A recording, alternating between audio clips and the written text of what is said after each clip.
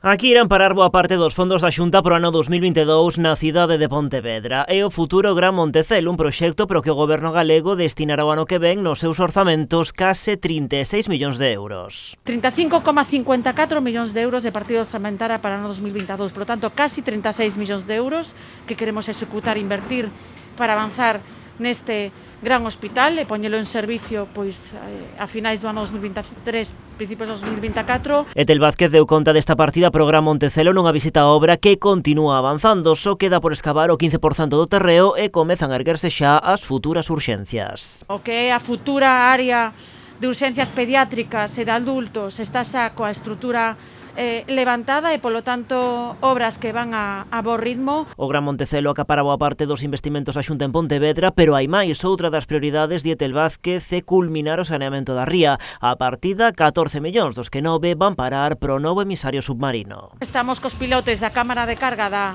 saída do emisario e agardamos que a principios do ano que ven veña esa tuneladora especial para executar con ese procedimento construtivo único en España ese novo emisario. Outras das partidas, xa menores, contemplan actuacións para mellorar a seguridade viaria en varios puntos da comarca, entre eles a estrada PO 546 en Estribela, a contorna do Ceib de Xeve ou a PO 308 en Poio. Tamén partida para a variante de Alba de medio millón de euros, vale que o proxecto este de novo en fase de diálogo. O proxecto presentado polo Concello volve a plasmar esa incompatibilidade co que solicitan os veciños de Campañó e temos que analizar polo miúdo que sexa unha infraestructura que veña a solucionar problemas. Ademais, destinarase outro 1,5 millón de euros para rematar a estación intermodal.